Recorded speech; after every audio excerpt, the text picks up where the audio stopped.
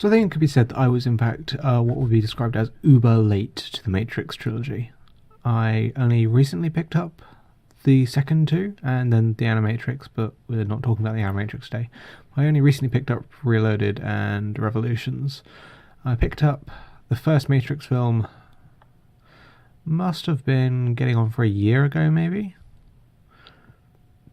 But the point is, I've only recently seen it, and I knew I had to see it because it's such a cultural phenomenon.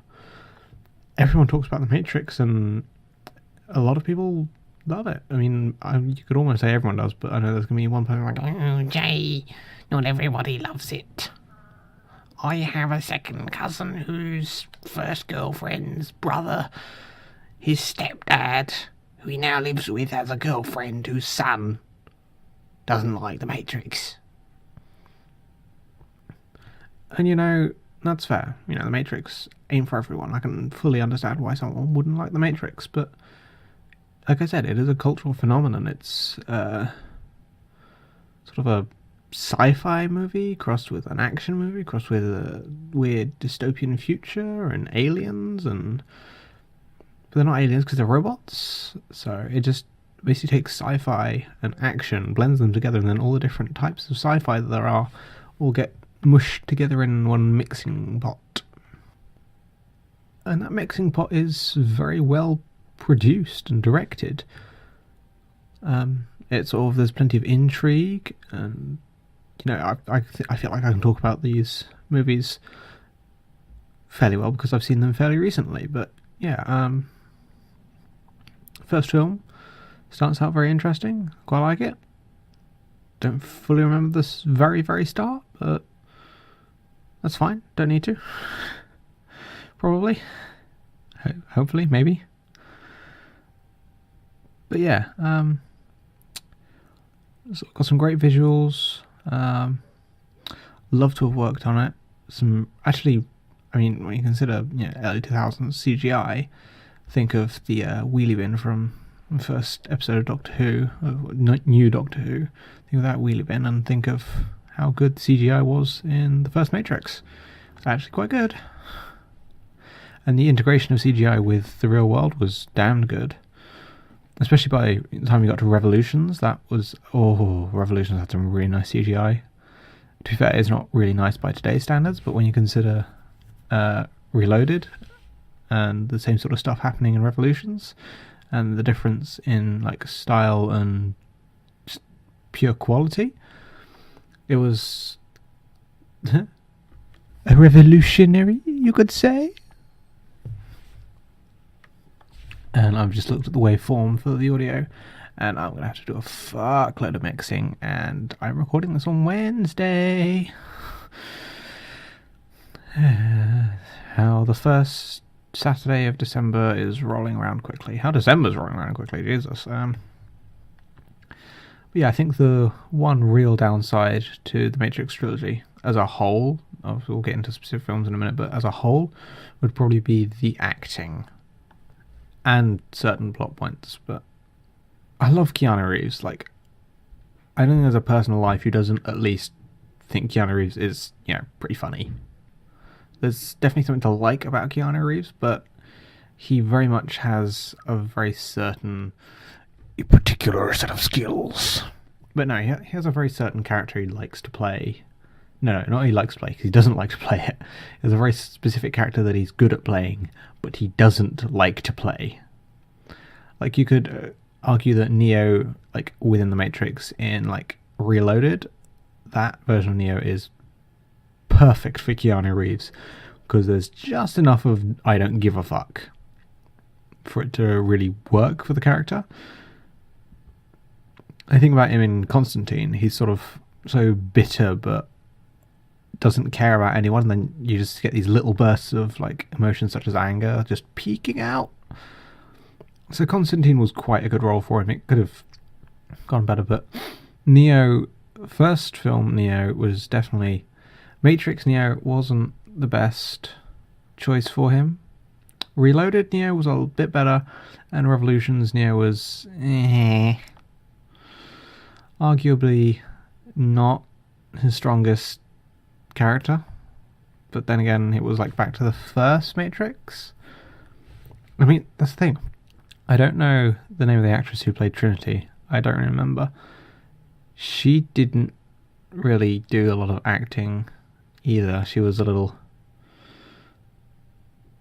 how do I phrase this politely and correctly for what I'm trying to say?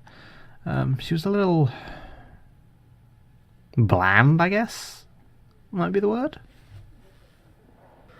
Yeah, she just didn't feel like a natural at that role, whatever the actress's name was. She just didn't feel suitably invested in the character. And then to top it all off, that fucking... the idea of them falling in love, it just felt so contrived. Like, oh no, it's love interest. I guess this has got to happen now because the Oracle demands it. And I actually would have preferred the idea of what she did with Neo, of like, if she told Trinity, oh, you're going to fall in love with the one, and then actually she wasn't, but it was just to get her to where her destiny truly was.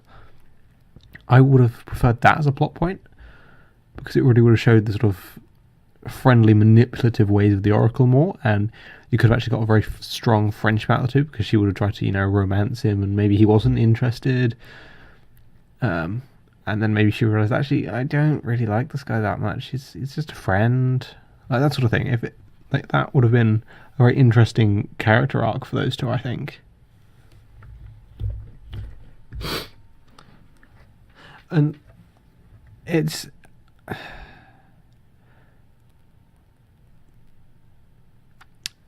like, with those two, sort of, it feeling very contrived, the acting being a little bit meh, that kind of carried on through.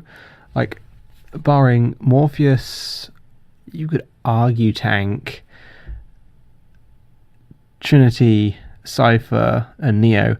I don't remember anything about the rest of the team. I don't care about them. I get that they're supposed to be forgettable, but could you at least make me care, like even slightly about them? Like, you're dramatically killing them off to show me that Cypher is, at the very least, a bit of a dick, at most a psychotic maniac. But I don't really care. Like, I kind of empathise with him a little bit, which I guess I'm probably supposed to. But I think it would have worked a little better if I sort of empathised with him a little bit, and then he starts killing off his entire team without any sort of thought of the repercussions, and I'm like, holy shit, this guy's insane. Like, that would have been a much more interesting way to actually write his character. But I must admit, the betrayal by him was sort of a believable twist, because, like, all the way through the film, he seems slightly bitter towards Morpheus. And then, when he starts monologuing, which, side note, monologuing actually kind of suits him as a character, because he's so arrogant. I think monologuing as a thing, it's very much his thing. Like, I can very much believe him monologuing. It works for him. But yeah, then when he is monologuing, it does reveal how much he hates everything. So it's actually a very believable twist. It's not one of those, oh shit, we better kill some characters off that we don't care about. I guess we'll just use this dick. Going on to like just general production stuff, like the costuming, it was kind of tragic. I mean, Neo's in itself was alright. Trinity's weird latex fetish coat was fucking disgusting. Morpheus seems to get worse over time. I don't know if it was the same, but I noticed the weird crocodile alligator print thing on it in Revolutions the most. It was just tragic. Like as a little accent, that sort of pattern is fine. As an entire fucking coat, jog on, mate. And I think tragic really describes most of the costuming, to be honest. Like, it's sort of believable enough in like the real world, but as soon as they enter the Matrix, it's like, oh yeah, let's look cool and have our thing of long black coats and sunglasses and shit. Like, okay, yeah, fair enough, long black coats and sunglasses, I can get behind that. But do you really have to pick such appalling coats and such bizarre sunglasses? Why? Just like I said, very early 2000s tragic sort of levels of just weird costumes. But I mean, like the scene decoration and it's just the settings in general are sort of mundane and real world enough to be believable, while still feeling a little bit too unnaturally grey, I guess is the best word. They sort of just felt a little too mundane to them, I guess, was probably the best way to describe it. It's just everything was just a little too flat and discoloured, and it wasn't as lively as you'd expect the real world to be.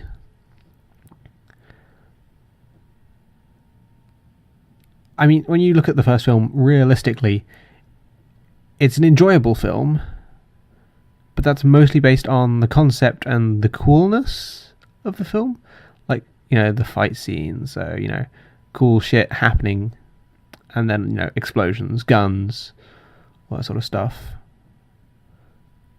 And then the concept's good, but when you break it down, settings are nice, I'll give that. All the practical sort of effects for the settings were good. CGI was decent for the time. Costumes were a little acting was a little bit off.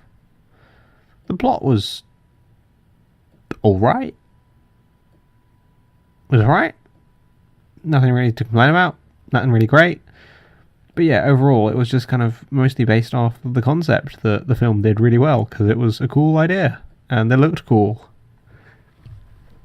Then you move on to Reloaded, which, in my personal opinion, Reloaded was the best one of all three. Like I said, I'm not going to talk about the Animatrix yet. That might have to be a separate thing, because that's 9 short films, so I don't have time for that currently. Yeah, Reloaded was probably the best out of all three. Keanu Reeves was definitely in his element most. Like, his sort of acting style suited Neo in this film the best. Trinity had a little bit more life to her. I mean, I only recently watched it, but I've got to try and remember the plot in general from this one, because the Architect was this one. This one was the Architect one. I thought that was the third one, but it wasn't, because he got stuck inside the Matrix. Let me just try and remember the plot. Jesus. Yeah,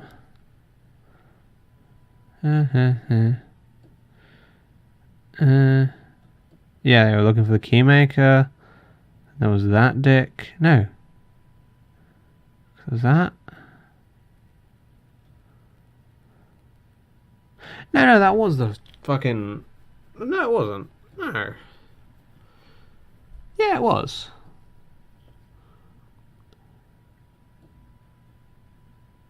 Yeah, because, yeah. Okay, yeah, no, my bad. So Reloaded, the plot was interesting, and I'm not entirely sure I still think they understood their own plot. There were certain plot points. It's like, okay, so now this has to happen, and then it just doesn't.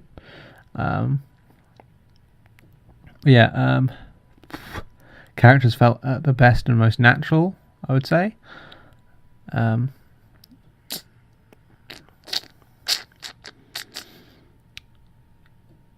The addition of the Smiths in this worked really well.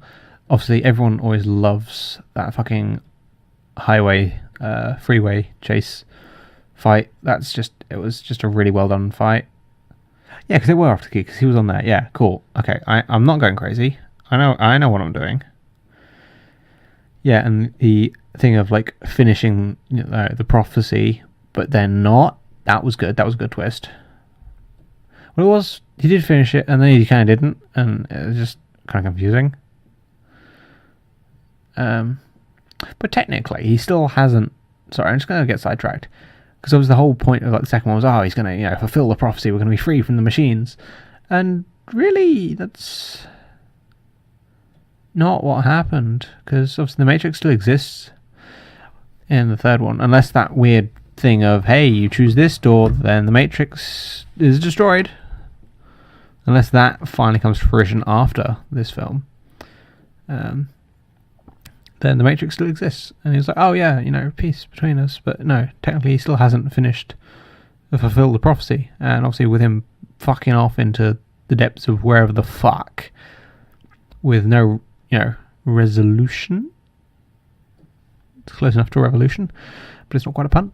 Yeah, with no sort of clear resolution in sight, we're just revolving around that idea of stopping the Matrix. Okay, sorry, I will try and stop with the weird revolutions puns. But yeah, so he's never actually fulfilled the prophecy.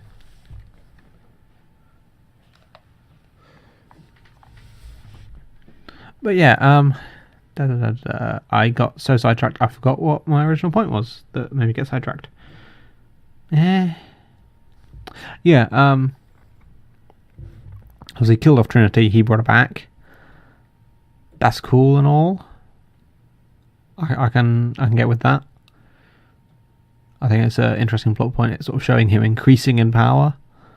I would have liked, personally, to see more of the stuff from Neo's perspective, because obviously he can see like the code of the Matrix. And I'm actually wondering, A, if his vision's like that constantly, and B, also just some of the weird shit that happens, like in the third one with the program meant to protect the Oracle. If like he sees, like if that's the sort of thing that you'd see with different people, like obviously he would look different because he is the anomaly. So like what would Trinity and everyone look like, because they're all anomalies as well, but he's just a bigger one because he's also the one, so he's the bigger one.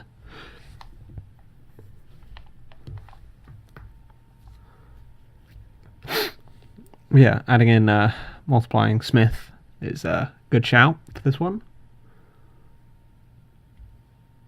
It adds more tension, and like adding a third party into like the fight, the conflict, makes it very interesting. I feel like the only thing this film was lacking was sort of a more of a connection towards the people that we're trying to save, which Revolutions interestingly brought in, as much as a lot of people, including my friend Abby, don't like Revolutions.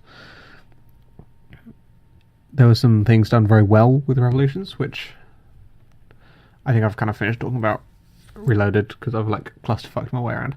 I mean, the whole architect thing felt very sort of handy, but not in a good way. Like, oh, there's just this one guy that's going to explain everything to me. Cool. And it was alright, but I don't think the architect himself was explained well enough. And also, you know that theory, I think it was film theory, of the fact that the real world isn't actually out of the Matrix. The real world is just a deeper layer of the Matrix, shallower layer of the Matrix. I totally agree with that, because, you know, the architect said this will be the, you know, the 6th time we've destroyed it, whatever the fuck. Oh, how the fuck have I mind blanked everything I want to talk about? I do this every time I record a podcast. I just mind blank everything I want to talk about. But yeah, no. Zion, that's it. You know, it's the 6th time we've destroyed Zion. It's like, okay, cool. How is this the 6th time you've destroyed Zion? Unless I missed something and Zion just keeps moving. You know? Rising damp. Better move out. Oh no, black mold. Structural wall failure. Leaking gas. Yeah, that's how the machines have been beating them so far, just giving them black mold and rising damp. Just like our house currently has an issue with the fridge. Maybe that's it. You know, the lease runs out and like, this landlord doesn't fix our fridge. We'd better move out. Let's bounce, guys. Maybe something like that. Who knows?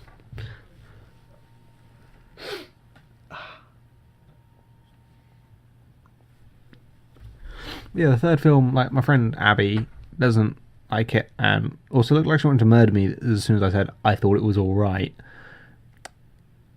I thought it was alright to watch. Objectively, from like how good of a film is it? It ain't great. I think if it was existed like independently of like Reloaded, and Reloaded wasn't a thing, then it would be a lot better, because that's its weakest point. I think its strongest point is the fact that it shows us more of outside of the Matrix, shows the people that we're fighting for, and gives us a bit more context, and also sort of shows the like machines developing. It's got some of the more interesting characters, like the kid that Neo saved, or well, the kid that Neo showed how to put himself out of the Matrix. And, you know, he's sort of really into it. There's some of the characters, again, that I feel like I should care about, but I really don't. like I feel I want to say Naomi, but I don't think that's actually her name. It's Niobe. Fucking Kick-Ass Woman Pilot, whatever her name is. Yeah, I don't remember her name. I could look it up, but I'm in flight mode currently. But yeah, I feel like I should care more about her than Morpheus, but I don't. Like I cared more about Morpheus in the first film, and he's just had no development since then. He just still is that dick that believes in the prophecy and won't give it up for anything. Like, give me something more to his character. Like, oh, was originally engaged to me, and there's this thing, but that's not really it. Well, no, that's not really it. That's not really much. That's it. So there's definitely some, weak points in that. Like they really could have developed Morpheus as a character in the last film, especially like if they'd done something stupid like left Trinity dead. Like I would have been down for leaving Trinity dead, because you only fucking go and kill her off in the third film, which is the thing. Like a lot of Revolutions just recycles the plot of Reloaded. Like you have a big fight against Smith, cool, I guess. Yeah. Trinity dies. Oh, cool. I guess you kind of did that before. And Trinity dies, and suddenly everything goes really good for Neo because, I don't know, the power of boners or something, I guess. The power of the opposite sex. For those of us who aren't queer as fuck. Because obviously the power of just the opposite sex.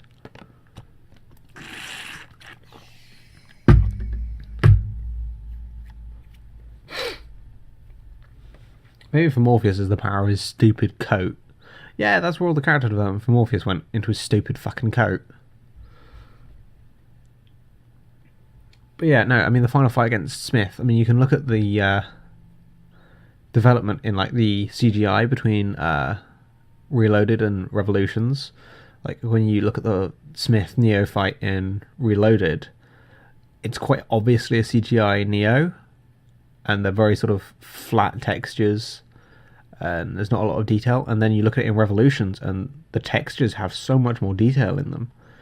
There's one bit right at the end where they did use Hugo Weaving or a Hugo Weaving stunt double, and it is so obviously done on wires. And I look at it and I want to scream. I'm like, you didn't look at that and say, maybe let's do one more take of that, see if we can do it better.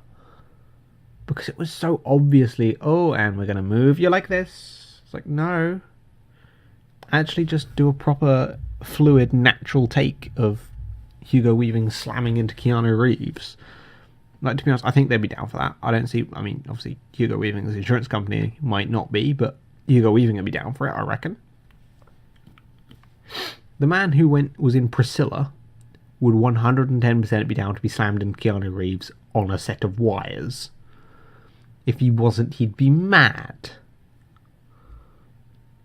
I mean, who doesn't want to get slammed into Keanu Reeves on a set of wires? I mean, that sounds like a great Friday night. But yeah, I mean, there's not a lot to say about Revolutions because it is, when you analyse it, it's just kind of the first two movies mushed together with some extra stuff and some development of the machines as characters, which was quite interesting, and obviously giving us like some really cool, like showing the people. Like you've got little bits here and there, like those are cool things, but the plot itself ain't. Like there's no real purpose for like Neo to go to the Machine City or anything. He just kind of does. It's like, no, give me motivation. Like, we want to stop the war. Cool, but that's been like your motivation for the past two films. Give me something new, something different. But yeah, other than like little things like that, there's not a lot to really talk about when it comes to the third Matrix film. Like I said, I haven't watched the Animatrix 9 short films. Sounds great. That's gonna be like my weekend, obviously. But yeah, there's not really a lot more to talk about. Like Matrix overall, I'd say it's good fun to watch, but when you break it down to what it actually is, to be honest, they've not aged particularly well. And even then, I don't think they would have been particularly good, like, when they came out, because the plot's kind of weak, the acting's kind of shoddy in places. When your sort of weird sub-antagonist Cypher has more character development than your protagonist really does. Or, well, more interesting character development, my bad. Then you might want to re-look at the way you've written your characters. You might also want to fire your entire wardrobe department, because fucking Christ, on a bike that coat was trash. Now, I'm specifically speaking of Morpheus now. I mean, Trinity's coats, don't get me fucking started.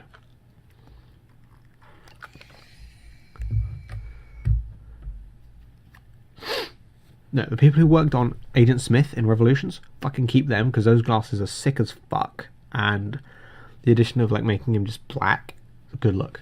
Fucking good look, I'll give him that. Talk about that fucking ending, though, like, with Neo, like, just kind of being carried off. Like, did it get continued in anything that, like, I just entirely missed? But, I mean, even if it did, you've got to, like... You can't just leave it there. Like, for the people who aren't going to go away and play a game that explains what happened after The Matrix or anything like that, because people are just going to watch this and say, that was a bit weird. Fucking stupid ending. I'm not going to see that again. All those of us schmucks who say, yeah, I'd fucking watch that again. Sick as fuck. Or how's it? Oh, yeah, fucking tight. But yeah, there we go. Matrix. Beep, boop, boop, boolean, true, false, 1, 0, go fuck yourself. Machines are going to take over the world already.